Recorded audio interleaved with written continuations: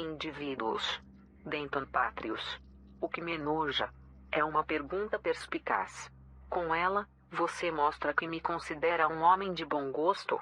Se tivesse me perguntado o que eu odeio, não sei se conseguiria esconder minha decepção com uma pergunta tão banal. Mas nojo merece uma resposta. É a inveja que mais me enoja. É uma emoção tão mesquinha e improdutiva. Eu a vejo todos os dias. Muitos homens olham para mim e pensam: quero o que ele tem. Talvez um em um milhar pense: como posso conseguir o que ele conseguiu? Ele não tem inveja. Tem motivação. Quem sabe, talvez algum dia trabalhemos juntos. Mas a maioria dos homens não é assim. Tem o desejo, mas não a iniciativa. É como um cão que olha você comendo e deseja ser humano. E essa é a tragédia das pessoas invejosas. Elas acham que me odeiam, mas na verdade odeiam a si mesmas. Porque no fundo do seu coração, sabem que são preguiçosas demais para lutar por seus sonhos. Denton Pátrios. Conversa na lareira com Serena, 3302. Denton Pátrios é um poderoso senador imperial e o almirante da frota imperial. Ele é uma figura controversa, admirado por vários imperiais por sua riqueza e influência, mas muito impopular em outras partes por sua postura intransigente para com devedores. Ele também é conhecido por comandar uma das frotas militares privadas mais poderosas do espaço colonizado. Pátrios repetidamente faz empréstimos a governos em dificuldades por meio de empresas de fachada, para depois aumentar as taxas de juros. Quando o governo não consegue pagar a dívida, algo comum, Pátrios age para executá-la.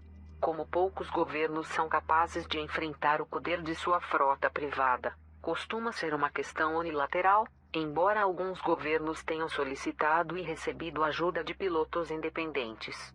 Essa estratégia colocou vários sistemas sob o controle das várias corporações de Pátrios. Se Pátrios tem algum objetivo de longo prazo além de aumentar seu poder pessoal e defender a fronteira contra a Aliança e a Federação, não é de conhecimento público. Politicamente, ele sempre apresentou-se como um imperial leal. Aceita a necessidade do progresso e dedicou atenção considerável para erradicar a Emperor's Down, organização insurgente responsável pelo assassinato do imperador Engistúval. Seu apoio pelo império foi bem recompensado e, como almirante da frota, ele detém um nível invejável de prestígio.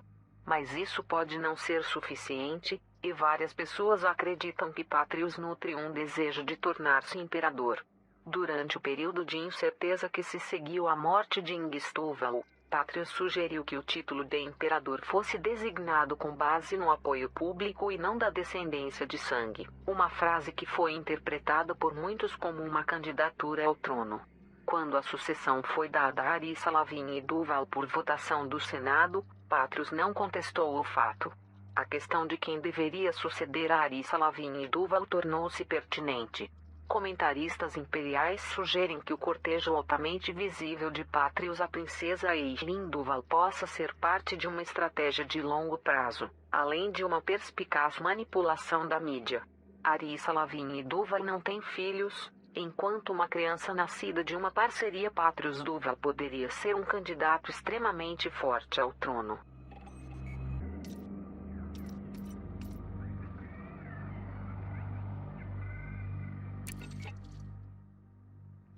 Indivíduos.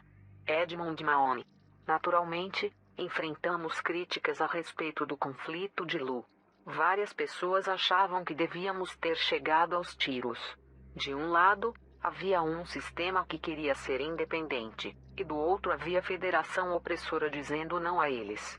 As autoridades de Lu emitiram um pedido de ajuda. E o que a aliança fez? Nós recusamos. Isso nunca aconteceria nos Olos, não é? Eu estaria liderando a frota da Aliança, eliminando a nave capital da Federação com um torpedo preciso no duto de escape. Mas a vida não é como os Olos. É preciso ter clareza política e legal.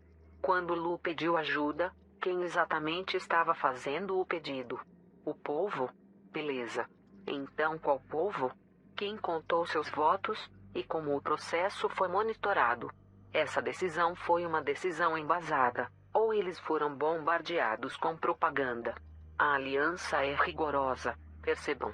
Não é possível se unir a uma associação voluntária de sistemas livres a menos que você possa oferecer provas comprováveis da liberdade de escolha, assim como não é possível firmar um contrato sem estar em pleno juízo e agindo sem coação.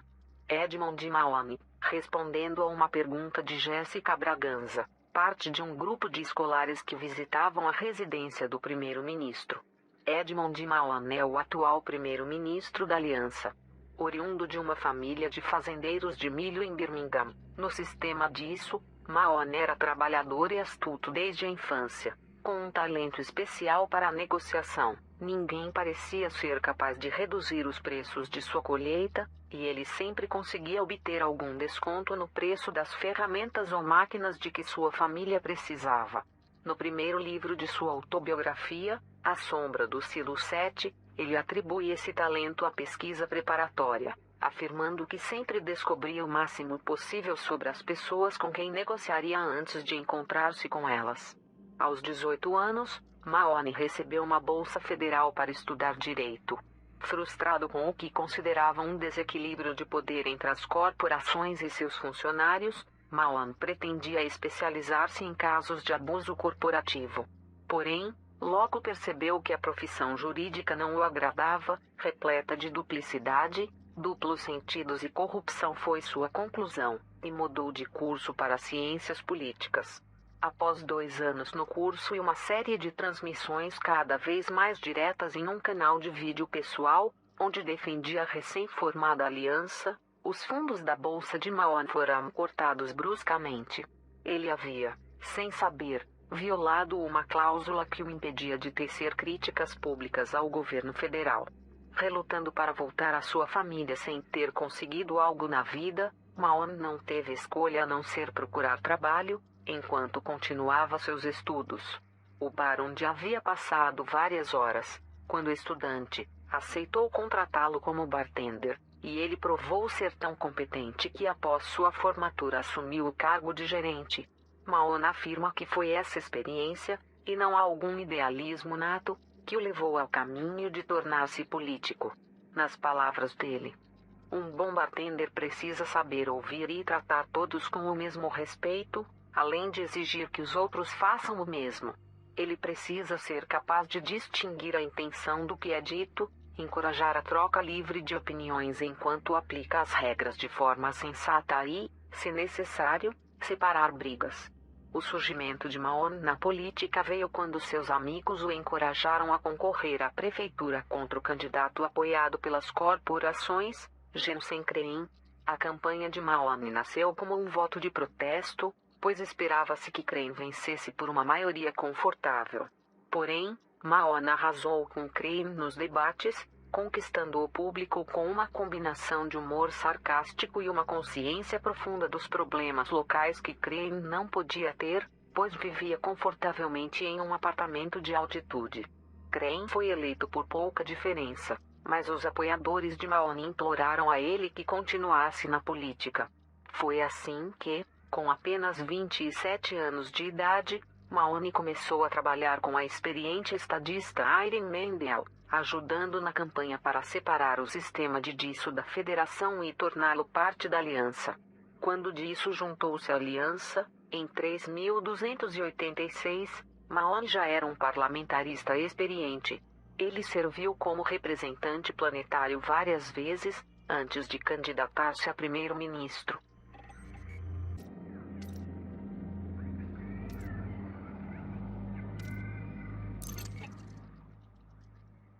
Indivíduos. Felicia Winters.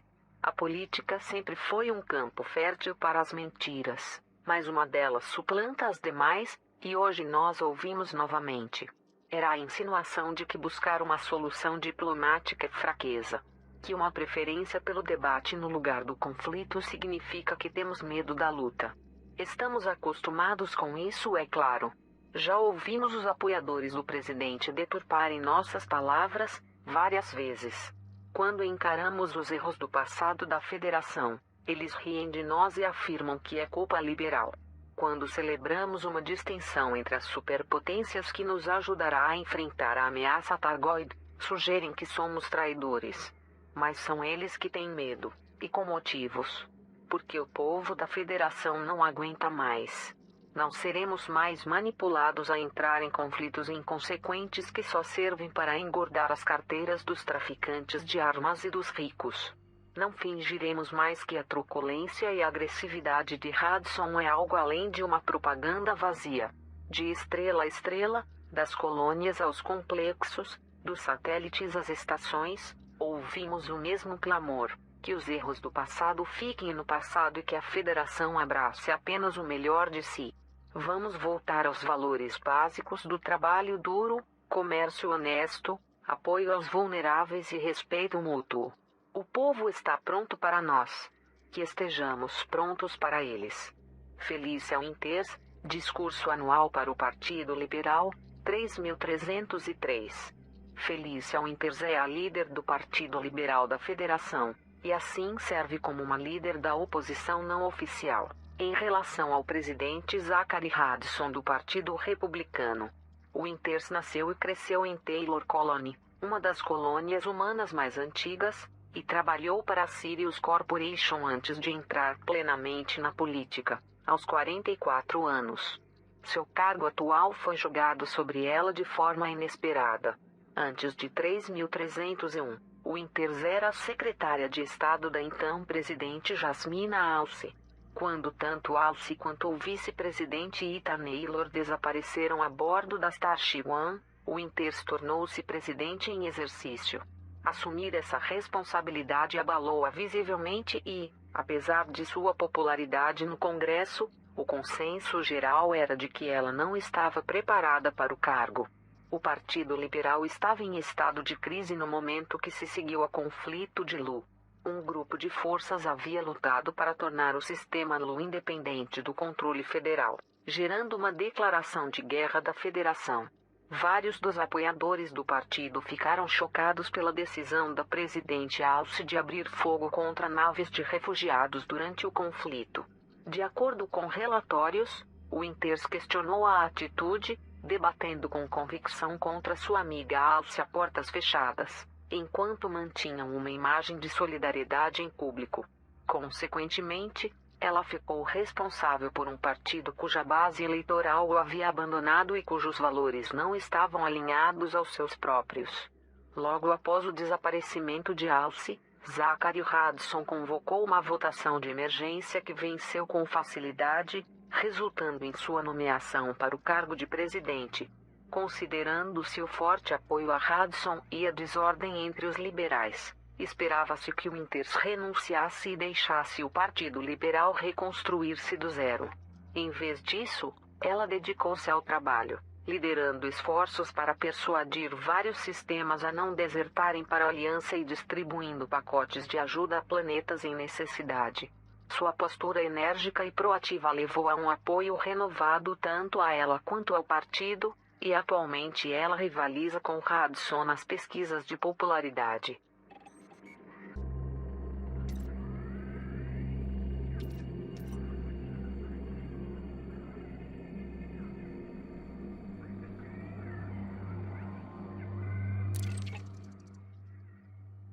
Indivíduos. Engstúval, 3163 a 3301, foi o 15º governante do Império. Ele foi assassinado no dia do seu casamento com Florence Lavigne. Hengist reinou durante um período de mudanças significativas. O poder do Senado Imperial havia começado a crescer, um processo que teve início com a longa doença do pai de Hengist, Eskif. O desenvolvimento do motor de distorção de Phase alterou radicalmente a vida no espaço ocupado pelos humanos, facilitando o acesso a produtos e viagens interestelares e abrindo culturas antes isoladas a influências externas. Os velhos rancores entre o Império e a Federação começaram a se apagar. Hengist não parecia resistir ou opor-se a essas várias mudanças, optando por manter o Império o mais estável possível em seu cotidiano. Essa postura moderada era muito impopular com os elementos tradicionalistas ferrenhos do Império, que consideravam Hengist míope. desligado da realidade e complacente. Em 3238, Hengist casou-se com Antievaiola Lampeter em um casamento arranjado, planejado desde sua infância por seu falecido pai. Apesar de uma chuva de publicidade e celebrações em todo o espaço imperial, chegando à beira da histeria, claramente havia pouco afeto genuíno entre o casal. Era um segredo mal guardado que o acordo fora feito apenas devido à compatibilidade genética ideal e que Hengist não poderia recusar sem desonrar a memória de seu pai. Conforme o casamento desmoronava, Hengist passava boa parte de seu tempo com seu amigo de infância, Aristide de Lavigne, e sua esposa Florence, em sua mansão em Aquinar. Registros inflamatórios do período retratam a dinastia imperial e sua corte de nobres como nada mais do que libertinos, entregando-se à lascívia e a longas viagens enquanto o Senado conduzia o trabalho do governo. O boato mais escandaloso era de que o código genético dos Duval havia sido corrompido por séculos de interferência, levando a especulações de que seria preciso encontrar um sucessor do sangue verdadeiro. O nascimento do herdeiro de Hengist, o príncipe Harold, silenciou temporariamente os céticos. Uma cuidadosa sessão de fotos entre pai e filho, quando Harold tinha 9 anos, mostrou os dois cavalgando em Aquinar, atirando dardos, assistindo a um debate no Senado e preparando-se para um banquete sazonal. A sessão de fotos pretendia obviamente apelar aos valores tradicionais do Império, e funcionou. Por vários anos, o príncipe Harold foi o queridinho do Império, um símbolo promissor de esperança. Atualmente, acredita-se que o foco intenso da mídia na vida do príncipe tenha sido parcialmente responsável por sua derrocada, tornando-se um conhecido playboy e namorador, que eventualmente levou à sua exclusão da sucessão por motivos de incapacidade mental. Perto do fim da vida de Hengist, descobriu-se que Arissa Lavigne Duval, a filha de Florence Lavigne, era, na verdade, sua filha. Hengist pretendia fortalecer seu direito ao trono, casando-se com Florence, legitimando Arissa, mas foi assassinado antes que isso fosse possível. A crítica mais duradoura ao imperador Hengist foi não ter conseguido planejar-se adequadamente para indivíduos. Ishmael Palin. Se a história de eugenia nos ensina algo, é que não tendemos a ter mais igualitarismo com o tempo, mas sim a encontrar novas formas para que os privilegiados explorem e controlem os necessitados. Mesmo assim, eu sonho ocasionalmente com formas em que poderíamos continuar evoluindo. Se eu pudesse mudar um único aspecto da natureza humana, seria nossa tendência crônica ao tribalismo. Nessa questão, não avançamos um passo em milhões de anos. Quando o sol brilha, nos encontramos e lidamos uns com os outros, mas quando o céu escurece, nos recolhemos e sussurramos com desconfiança. No primeiro lampejo do desconhecido, nos encolhemos como primatas em uma caverna, aterrorizados pelo trovão, confiando apenas em quem tem o mesmo cheiro que nós. Professor Ishmael Palin, memorando aos estudantes, 3289. O professor Ishmael Palin é um cientista especializado na pesquisa de tecnologias e culturas não humanas, com ênfase particular em artefatos materiais. É considerado um dos principais especialistas da galáxia nos Targoides. O professor Palin iniciou sua carreira trabalhando no governo federal como membro do Homeland Scientific Council. Em 3301, quando objetos de origem aparentemente não humana foram descobertos em vários sistemas, a Federação lançou um programa de pesquisa e colocou o professor Palin no comando. Surpreendendo a muitos, o programa foi encerrado após apenas uma semana, oficialmente por motivo de segurança. Palin recusou-se a comentar a decisão, mas fontes internas revelaram haver grandes divergências de opinião entre Palin e as autoridades federais. Palin insistiu que os frutos da pesquisa de sua equipe sobre os chamados artefatos desconhecidos, posteriormente classificados como sensores targoides, fossem divulgados a todos, mas os financiadores federais queriam que apenas a federação se beneficiasse. Palin prontamente estabeleceu seu próprio órgão de pesquisa, o Instituto Palin, e anunciou sua intenção de mudar-se para o sistema Maia, além das fronteiras do espaço controlado pelas superpotências. Sua nave desapareceu logo após ele partir rumo a Maia. Porém, foi só em 3302 que Palin e sua tripulação foram descobertos, vivos, em cápsulas de escape no sistema Orulas. Palin revelou que um grupo desconhecido havia raptado a equipe, manteve os prisioneiros e fizeram longos questionamentos sobre a pesquisa. Pouco tempo depois, Palin abdicou da chefia do Instituto Palin, nomeando Cora Shaw e citando a oposição ao seu trabalho por forças ocultas como motivo. Estabeleceu seu próprio centro de pesquisa independente em Maia 13 e começou a estudar metaligas, um material obtido de estruturas targóides apelidadas de barnacles. Em outubro de 3302, Palin descobriu que as metaligas poderiam ser aplicadas ao desenvolvimento de novas tecnologias de defesa, mas, assim que a notícia se espalhou, a Federação bloqueou seu centro de pesquisa com um cruzador de batalha classe Farragut, prevenindo qualquer acesso. O ato foi condenado pela Aliança e pelo Império, mas a Federação pareceu não dar ouvidos. Quase um ano depois, em setembro de 3303, o bloqueio federal foi aberto. Não houve explicações para o bloqueio ou para seu término. Desde então, o evento é considerado o começo do fim da Guerra Fria Federal Imperial.